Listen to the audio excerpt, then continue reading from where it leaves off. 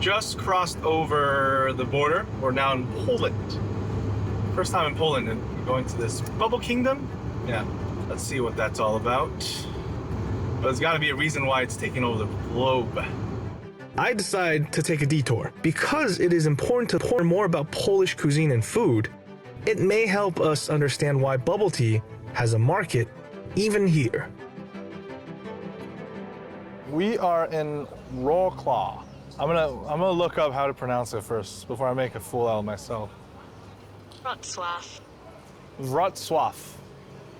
We are in Wrocław. Interesting. 4th largest city in Poland. It's crazy how they can just preserve the architecture like this. Oh man, we just sat down at this random Polish restaurant in the middle of the plaza. Looks delicious. Thank you, thank you. Oh man. Yeah. It seems like it's a slightly elevated Polish food, so not exactly super popular with the locals, but exactly what we're looking for, right? Something about me and pork hawk, man. Inseparable. This is a little bit more like a braised than roast. It's not the crispy fried one that we had in Germany. Smoky. Reminiscences of American ham. Culturally appropriate. Oh. Lightly cured.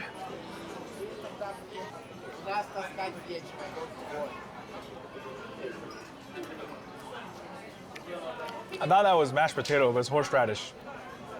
But even still, it's so good. But this is not the main course for my time in Poland. I'm here to explore the next conquest of my people's bubble tea invasion. My destination is Krakow, one of the country's oldest cities dating back over 1,000 years. And it's here where I'm about to find a fellow Taiwanese working to further the Bubble Kingdom. I love bubble tea. I love to make people happy. I like to make new friends. For me, I'd really like everyone to find the joy, like from me or from the bubble tea I have now.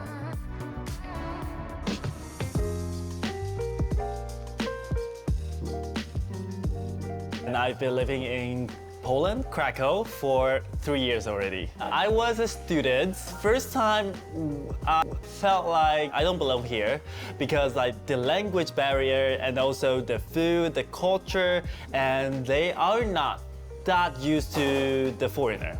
Actually, I mean the Asian looking person. That was a culture shock.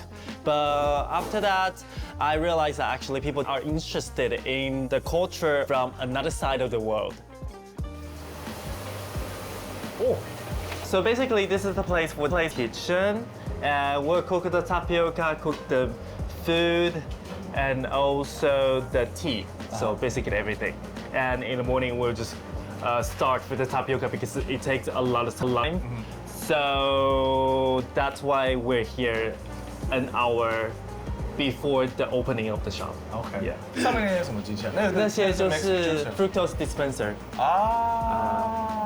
所以这些就比较像是我们备用的，因为你知道就是在你没有时间去收。对，在欧洲的话，收东西啊、买东西没有那么容易，所以我们都会先备个好几台，连那个我们的冰沙机也是好几台这样子。很好，对，我们店里那种切葱的机器也是备了3个。一坏，你是韩国来的哦，对，那韩国等韩国不可能，然后连这边维修都不用吃葱了吗？对。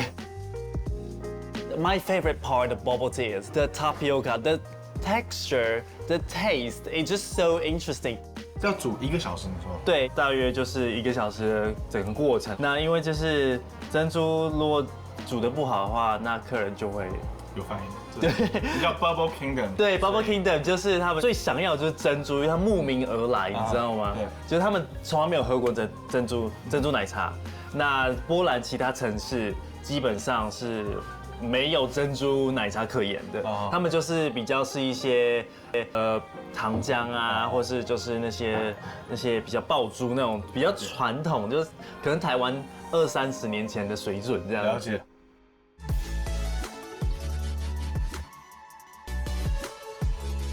It's hard to explain to people what's tapioca look like. They just have to try it because it's kind of like chewy.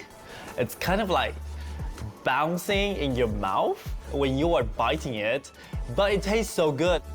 It just like perfectly matched with the drink. Like a lot of people were scared of that, but when they tried it, they're addicted to that. So different base of tea, it affects the taste of the drink very much. For example, we use 3 kinds of the black tea to mix, and then the milk tea, it tastes with different layers. So it's not just like, oh, you taste the tea, oh, you taste the milk.